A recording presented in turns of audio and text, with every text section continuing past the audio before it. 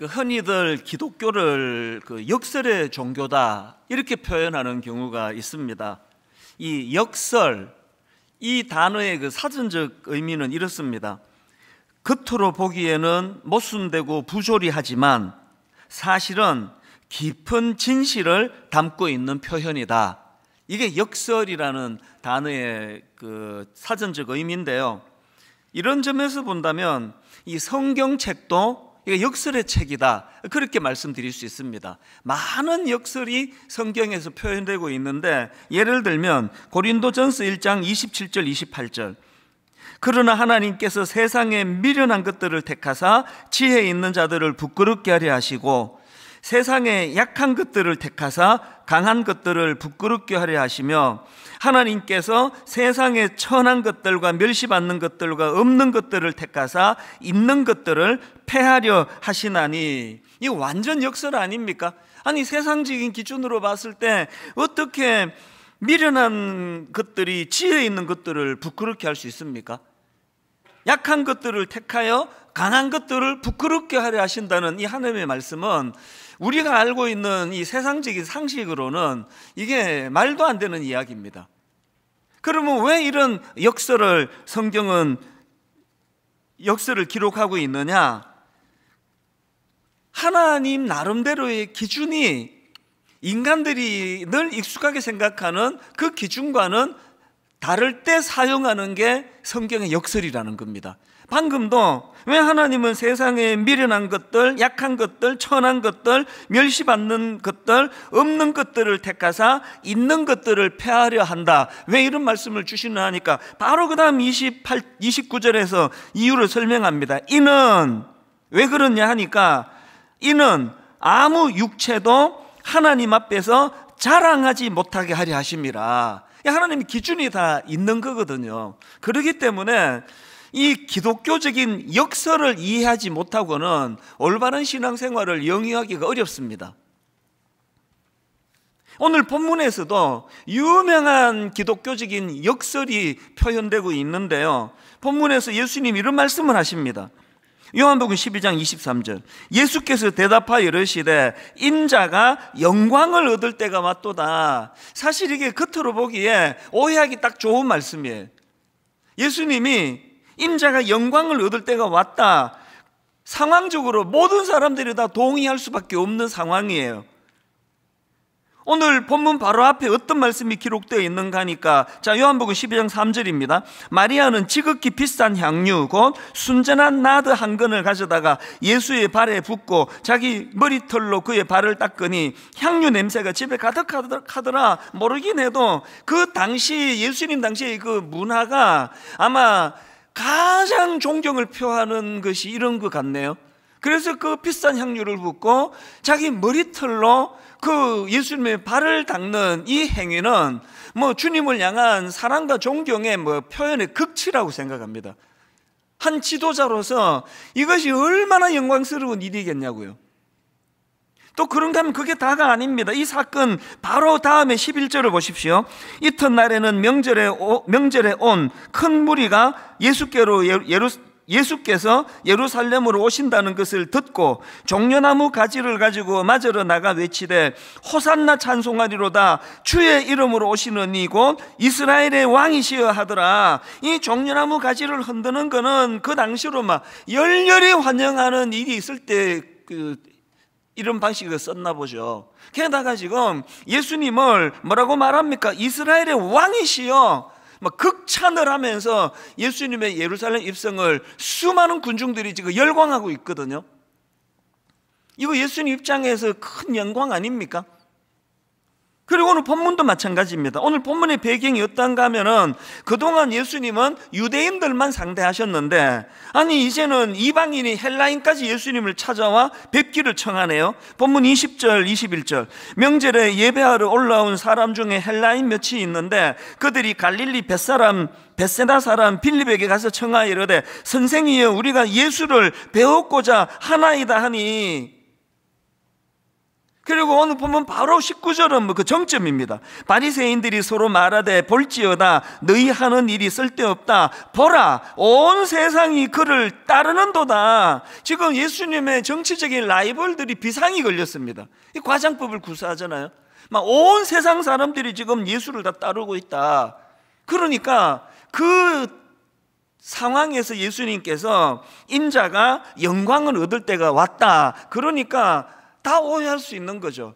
예수님도 이렇게 환영받는 게 이게 좋으신가 보다. 맞아, 예수님 전성기 맞지. 근데 여러분, 지금 주님이 인자가 영광을 얻을 때가 왔다라는 이 말씀은요, 이런 차원으로 하신 말씀이 아닙니다. 어떤 상황에서 어떤 차원으로 하신 말씀이냐? 자, 23절 24절을 연결해서 읽으면 이해가 쉽습니다.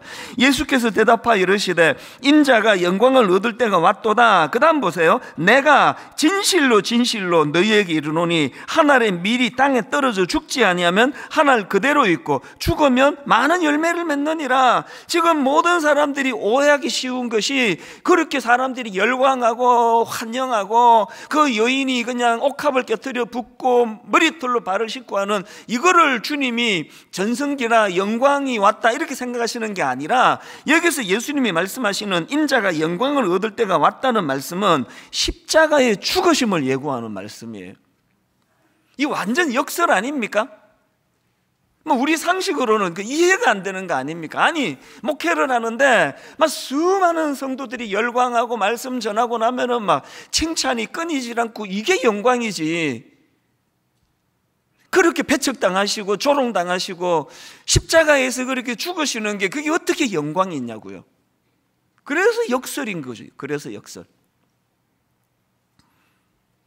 오늘 우리가 예수 믿는다 그러면서요, 이런 역설을 제대로 파악하지도 못하고 이해를 하지 못하고 자꾸 눈에 보이는 영광만이 영광이라고 그렇게 하고 신앙생활 하면은 그거는 반쪽짜리 신앙이에요.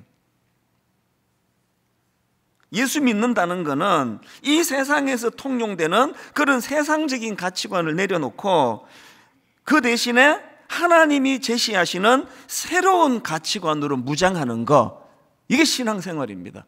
제가 이런 면에서 본문을 묵상하다가 지난 한 주 동안 계속 머리로 그 상상되는 게 하나 있었습니다. 저는 그 중고등부 사역을 오래 해가지고 이런 쓸데없는 상상이 많아요. 있지도 않은 일인데 그 어떤 상상인가 하니까, 여러분 예수님이 그 베드로를 부르실 때 그 장면 기억하시죠? 밤새도록 그물질을 했는데 고기 한 마리 잡을 수 없는 그런 상황에서 예수님께서 베드로에게 깊은 데로 가서 그물을 내려라. 그래 그 말에 순종했더니 막 그물이 찢어질 정도로 고기가 잡혔잖아요. 거기에 막 베드로가 압도가 돼가지고 바로 이제 주님을 따르게 됐는데요. 그물을 버려두고 주님을 따랐는데, 지난주 내내 떠올랐던 상상이 뭐냐 하니까, 이렇게 베드로가 주님을 따르면서 계속 주님 따라다니면서 하는 말이 쪼르는 거예요. 예수님 나랑 동업합시다. 그 하나님 나라 이런 어려운 얘기 하지 마시고 나랑 동업합시다. 그래서 주님은 그냥 고기 있는 곳 맥만 짚어주시면 나머지는 다 내가 하겠습니다. 그래서 50대 50으로 나눕시다. 이 장면이 자꾸 있지도 않은 일인데 상상이 되는 거예요. 이거 되게 웃기는 이야기 아닙니까? 왜 이게 자꾸 제 머리에 상상이 됐을까요? 오늘 여러분, 제가 상상했던, 지난 한 주간 상상했던 이런 식으로 신앙생활하는 사람이 생각보다 많습니다. 지난 금요 철학기도 때 계속 주님께 쪼르면서 기도하신 분들 다 그 얘기 아닙니까? 주님 복 주시면 반반씩 나눕시다. 그래서 내가 헌금도 많이 하고, 우리가 구하는 게 사실 이런 저의 그 말도 안 되는 상상에 가깝게 신앙생활하는 분들이 많습니다. 계속 주님께 쪼르는 게 그게 기도인 줄 알고. 여러분, 기도는요 그런 식으로 막 그냥 자기 생각으로 쫄라대는 게 그게 기도가 아니고요, 새로운 가치관이에요. 그냥 예수님 만났더니, 그래서 예수님이 제 베드로를 부르시면서 하신 말씀이 마태복음 4장 19절입니다. 말씀하시되 나를 따라오라, 내가 너희를 사람을 낚는 어부가 되게 하리라. 이건 차원이 다른 이야기예요. 예수님 만나서 고기 잘 잡게 됐다, 예수님 만나가지고 이제 좀 돈 좀 벌었다, 이런 것과는 차원을 뛰어넘는 이야기예요. 완전히 다른 차원의 이야기 아닙니까? 그래서 저는 김구원 교수님의 글 굉장히 와닿았습니다. 한번 들어보세요. 세상은 자꾸 우리를 작게 만들려고 한다. 세상은 우리를 작게 만들려고 한대. 그 다음 보세요. 겨우 내 한 몸 먹고 살고 내 한 가족 먹여 살리는 삶이 우리의 목표가 되게끔 세뇌한다. 이런 1인분의 삶을 목표로 하는 사람들은 복음이 가르치는 포기와 복음이 가르치는 얻음의 역설을 절대로 실천할 수 없다. 이 대목 다시 들어보세요. 이런 1인분의 삶을 목표로 하는 사람은 복음이 가르치는 포기와 복음이 가르치는 얻음의 역설을 실천할 수 없다.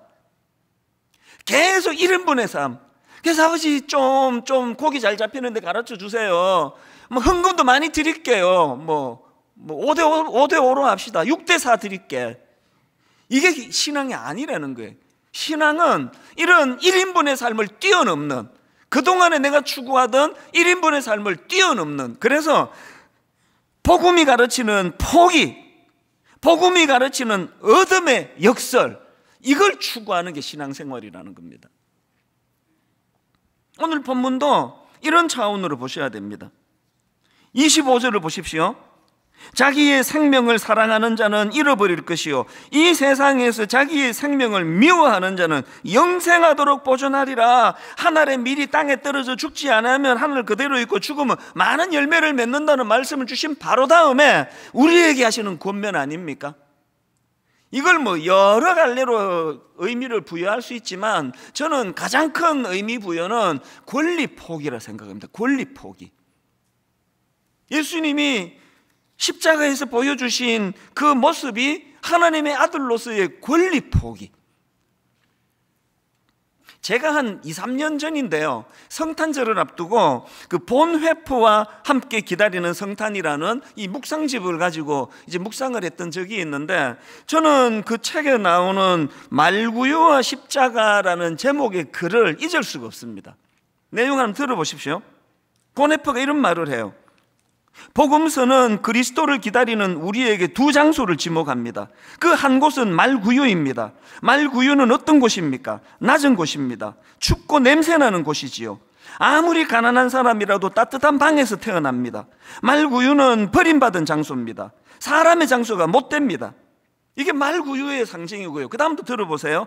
또 한 곳은 십자가입니다. 십자가는 죽임당하는 장소입니다. 가장 흉악한 죄수를 가장 참혹하게 죽이는 형틀입니다. 도저히 사람이 있을 곳이 아닙니다. 하물며 하나님의 아들에게는 전혀 어울리지 않는 장소입니다.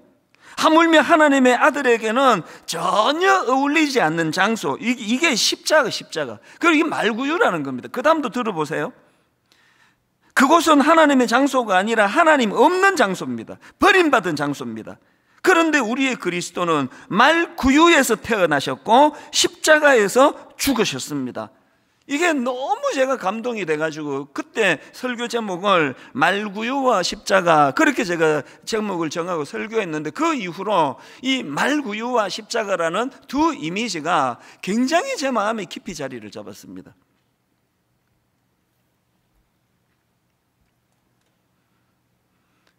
예수님은 말구유에서 태어나셨고 십자가에서 생을 마감하셨습니다. 이 땅에서. 그래서 저는요, 우리 기독교의 이미지를 뭘로 구축할까 할 때 저는 이 두 가지라 생각해요. 우리 기독교의 이미지는 말구유와 십자가예요. 이게 이 땅에 오신 예수 그리스도의 권리 포기를 상징하기 때문입니다. 제가 오늘 설교 제목을 좁은 길을 걸어도 행복한 삶 이렇게 잡았는데, 이것도 역설 아닙니까? 아니, 성공적인 삶, 넓은 삶, 많은 사람이 열광하는 그 길이 그게 행복한 길이지, 아니 무슨 좁은 길을 걷는데 이게 행복한 삶이냐고요. 근데 여러분, 우리가 바로 이 설교 제목을 구현해내야 될 책임이 있다는 거예요. 이 역설. 예수님께서 그 무거운 십자가의 길을 앞에 놓고 인자가 영광을 얻을 때가 왔도다. 그 여인의 그 엄청난 그 옥합을 깨뜨리는 헌신보다도 수많은 사람들이 종려나무 가지를 흔들며 왕이라고 열광하는 그 순간보다도 예수님이 생각하시는 영광은 하나님 아버지 말씀에 순종하며 사명을 다하는 십자가의 길이다. 제가 대형교회 목사가 돼가지고 끊임없이 싸워야 되는 지점이 저는 이거라고 생각합니다. 왜? 저는 환영받고 열광하고 대접받고 과장스럽게 좋은 목사라고 이야기 듣는 그게 제게 영광이거든요. 그게 제 부인할 수 없는 본능이기 때문에 끊임없이 싸워야 돼요.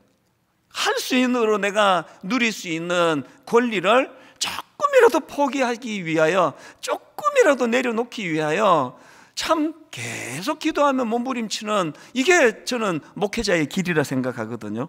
그것도 억지로가 아니라 기쁘게, 즐겁게, 행복하게. 그래서 오늘 저와 여러분 모두가 구현해내야 되는 이 좁은 길을 걸으면서도 행복하게 걸을 수 있도록 두 가지 진짜로 기억해야 될, 꼭 해야 될 두 가지를 전하고 싶은데요. 여러분, 좁은 길도 행복하게 걸을 수 있기 위해서 첫째로 뭘 해야 되느냐?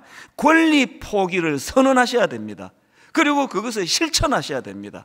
권리 포기 실천하기.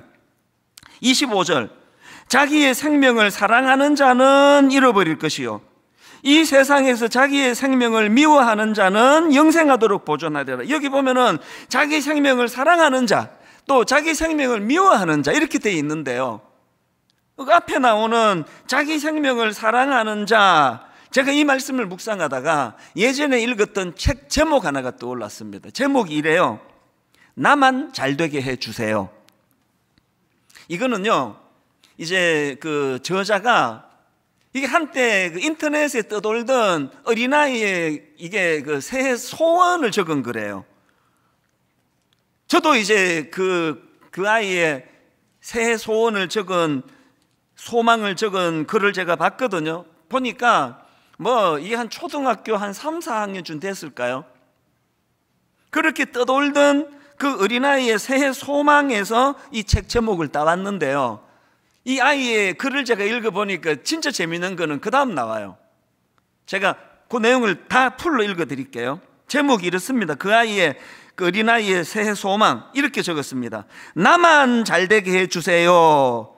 꼭 나만. 그러니까 뒤에 이게 또 붙어 있어요. 여러분, 이 어린아이가 그럼 뭘 알아서 이런 소원을 썼겠냐고요. 왜 자기만 잘되게 해달라 이런 새 소원을 썼겠냐고. 왜냐하니까 얘가요, 태어나서 그때까지 계속 세상이 쇠뇌하는 이야기가 그거 아닙니까? 철저한 자기중심의 삶, 누구에 어떻게 되든 상관없이 철저한 자기중심의 삶, 이런 집착을 내려놓는 걸 주님이 우리에게 요구하고 계시다는 거예요. 자, 그러면 그 뒤에 나오는 자기의 생명을 미워한다는 말씀은 무슨 뜻인가? 그 미국의 존 파이프 목사님의 설명을 들어보십시오. 이 생명을 미워한다는 거 이렇게 설명합니다. 이 세상에서 자기의 생명을 미워한다라는 말씀은 이 세상에서의 당신의 삶을 위해 너무 많이 생각하지 마라, 이런 뜻이 포함되어 있습니다. 이게 참 의미가 있습니다. 이 세상에서 자기 생명을 미워한다라는 말씀은 이 세상에서의 당신의 삶을 위해 너무 많이 생각하지 말라는 뜻이 포함되어 있습니다. 다시 말해, 이 세상에서 당신의 삶에 일어나는 일들은 그다지 중요하지 않다는 말입니다. 다른 사람들이 당신에 대해 좋게 말한다 해도, 혹은 당신을 미워한다고 해도 이는 그다지 중요하지 않습니다. 당신이 많은 것을 가졌다 해도, 혹은 당신이 적게 가졌다 해도 이는 그다지 중요하지 않습니다. 당신이 유명하거나 유명하지 않는 것도 이는 그다지 중요하지 않습니다. 무슨 뜻인지 아시겠죠? 이 세상에서 우리 삶에 일어나는 일들에 대하여 너무 많이 생각하지 말라는 거예요. 막 교회를 개척했더니 막 교회가 엄청 커졌네? 이는 그다지 중요한 게 아니라는 거예요. 과도한 자기 집착에서 벗어나라는 그런 말씀 아닙니까?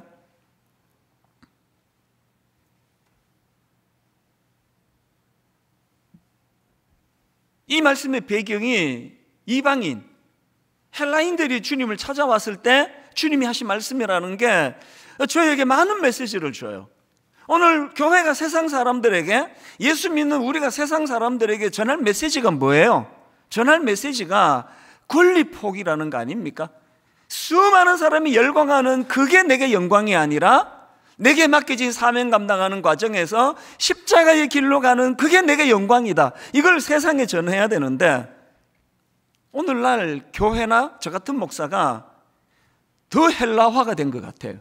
헬라 사람들의 철학과 그들의 지식과 그들의 지혜를 구하는 그것과는 완전히 차원이 다른 예수 그리스도의 새로운 대안을 우리는 전해야 되는데, 우리가 세상 사람들한테 십자가 지는 게 그게 우리의 영광이다 그러면 하여튼 예수 믿는 것들 입만 살아가지고 포기라고는 할 줄 모르는 것들이 말은 저렇게 잘해요. 이게 우리의 부끄러움 아닙니까?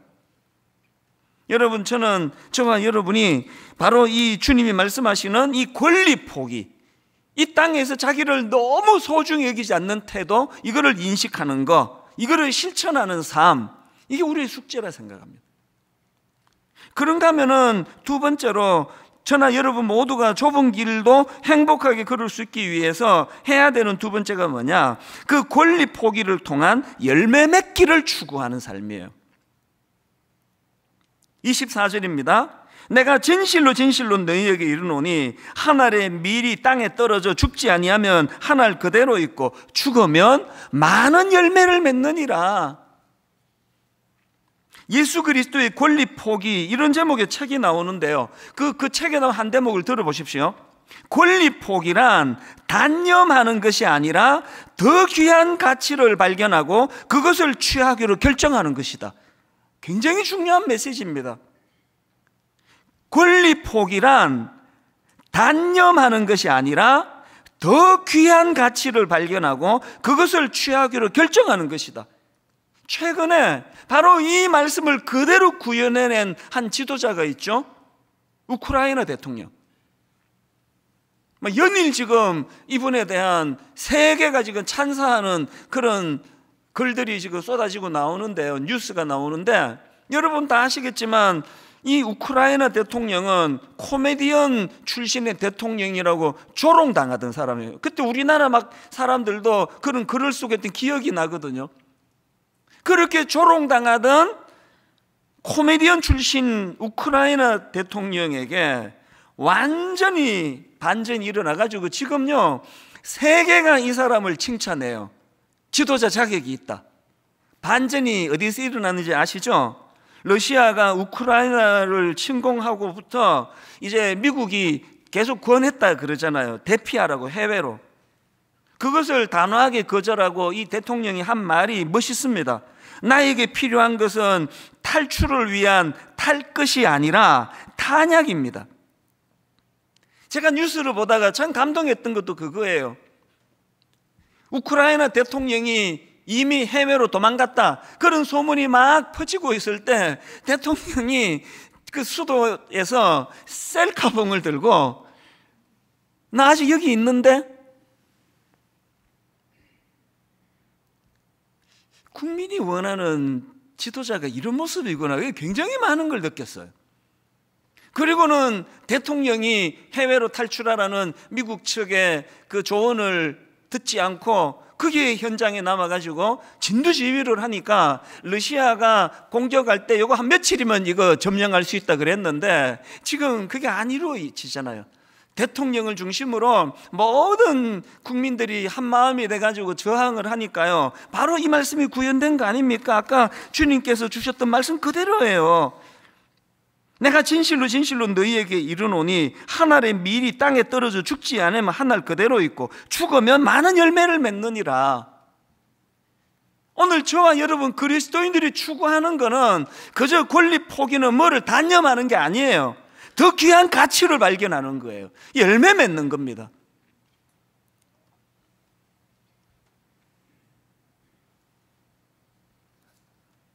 앞에서 읽어드렸던 김구원 교수님 그걸 한 번 더 읽어드리고 싶어요. 세상은 자꾸 우리를 작게 만들려고 한다. 겨우내 한 몸 먹고 살고 내 한 가족 먹여 살리는 삶이 우리의 목표가 되게끔 세뇌한다. 이런 1인분의 삶을 목표로 하는 사람들은 복음이 가르치는 포기와 복음이 가르치는 어둠의 역설을 절대로 실천할 수 없다. 오늘 저와 여러분들이 정말 하늘에 썩어지는 미랄이 됨으로 말미암아 열매를 만들어내는 일이 무엇인가를 돌아봐야 돼요. 그래서 제 목회하는 제 마음에 항상 기준은 열매 맺음의 문제예요. 우리 교회가 이렇게 커지는 게 이게 하나님 입장에서 열매 맺는 일인가? 1만 성도 파송 운동을 앞두고 누가 저보고 1만 성도 파송 운동을 한마디로 정의해 주세요. 그렇다면은 저는 이렇게 정의할 것 같아요. 1만 성도 파송 운동은 권리 포기라는 희생을 통한 열매 맺기 운동입니다.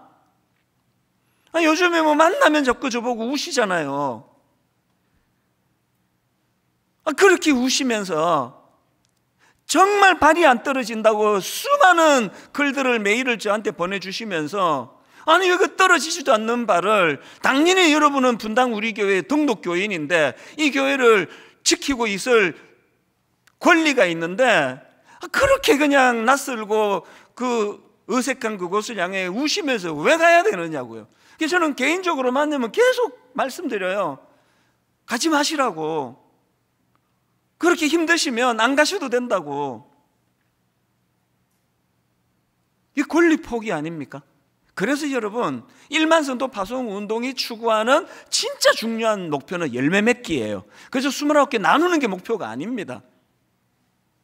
우리의 작은 권리 포기를 통하여 하나님 29교회 이제 다음 세대 우리 젊은 목회자들에게 이것이 용기가 되는 일이 되게 해주시고 많은 작은 교회들에게 이것이 희망이 되게 해주시고 29교회와 더불어서 하나님 부족하지만 이 한국 교회를 위하여 열매 맺는 그런 결과를 우리는 기도합니다.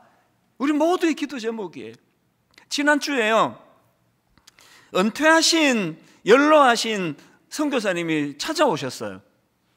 20여 년을 참 열악한 해외에서 선교 사역을 하시고 은퇴하시고 한국으로 들어오셨는데 저를 왜 찾아오셨느냐, 땅 문서를 갖고 오셨어요. 그분의 겸손한 표현으로 목사님 땅이 그냥 뭐 조금입니다. 그런데 이거를 이제 1만 성도 파송 운동 헌금으로 드리려고 가져왔습니다. 그래서 제가요 말렸어요. 뭐 저는 항상 말려요. 제가 이렇게 말씀드렸습니다. 선교사님, 선교사님, 제가 만약에 하나님이라면 이렇게 말씀하실 것 같은데요. 네가 평생을 하나님 나라를 위하여 선교사로 해외에서 그 정도 고생했으면 이제 남은 인생 이 땅 가지고 이제 니를 위해 좀 살아라.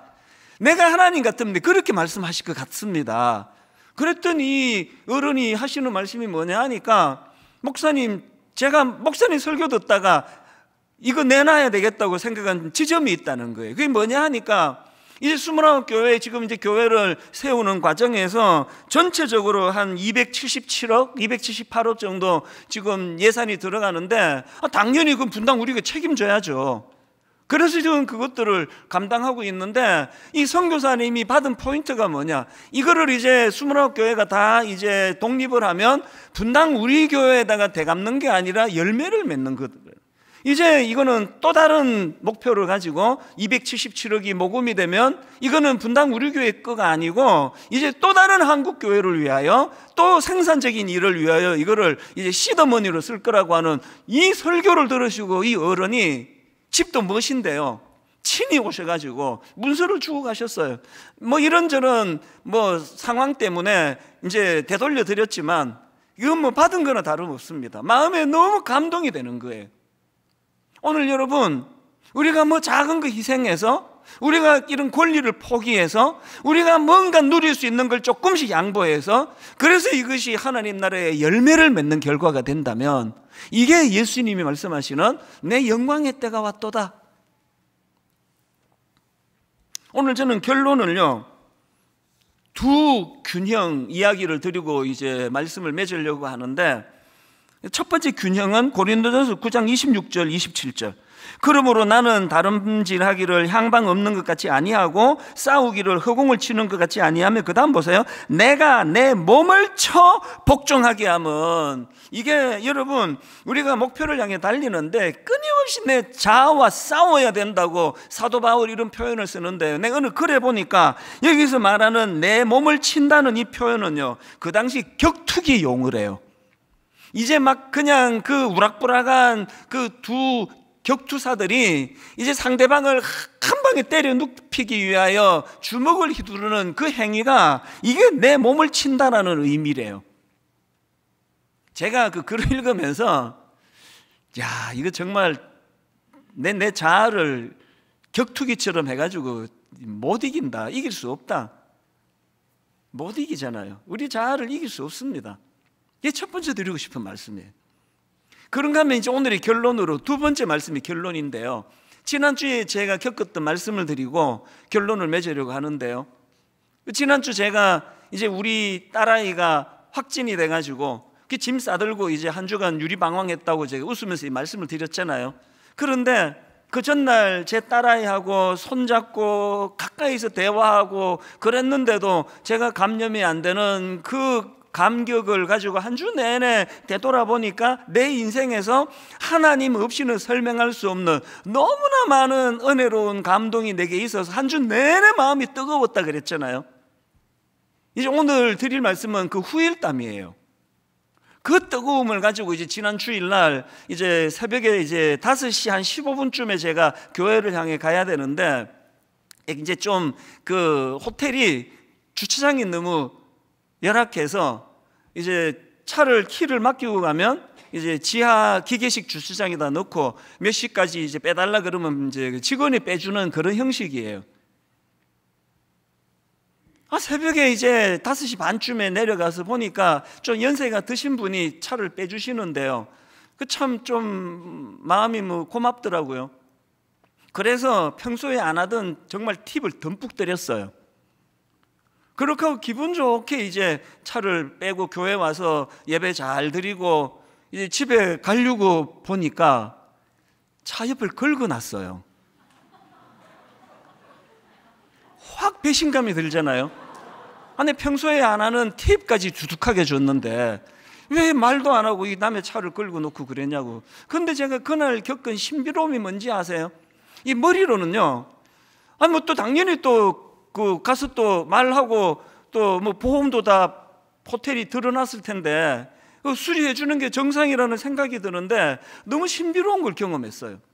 분명히 머리는 그렇게 맴도는데요, 그 마음에 그 항변하고 저항할 힘이 안 생기는 거예요. 힘이 굉장히 이상한 겁니다. 그리고 그분에 대하여 괘씸한 생각도 안 들고요, 이것도 내가 갖고 가서 또 내 권리 주장하고 그러면 저 나이 드신 저분이 또 감점이라도 당하면 어떡하나, 이걸 오지랖이라 그러잖아요. 난 내 차만 걱정하면 되는데 계속 머리로는 이제 인간적인 생각이 들고요, 그럼 가서 내가 멱살 잡고 싸우겠다는 게 아니라 당연히 그 직원이 차를 긁어놨으면 당연히 그 수리 부탁할 수 있는 거 당연한 거라는 생각까지는 드는데, 차 몰고 거기까지 가는 의지력이, 힘이 안 생기는 거예요. 에너지가 안 생기는 겁니다. 모든 분들에게 이렇게 하라는 뜻도 아니고요, 그리고 심각하게 그냥 차를 다 망가뜨린 것도 아니에요. 그냥 끌고 났을 뿐이에요. 제가 깨달은 게 뭔지 아십니까? 그 주간에 제가 거기서 은혜를 받았잖아요. 비록 조명도 침침하고 좀 냄새도 나고 열악한 그곳이었지만 하나님 없이는 설명할 수 없는 너무나 많은 일들을 감격으로 한 주 내내 제가 거기서 은혜를 받고 보니까 내 권리를 주장할 의지력이 꺾여버리는 거예요. 중요한 걸 깨달았죠. 내가 그냥 억지춘향으로 내가 격투기 하듯이 그렇게 의지력을 가지고는 내 자아를 꺾을 수 없습니다. 은혜 받는 거예요. 은혜가 내 자아를 저절로 무기력하게 만들더라고요.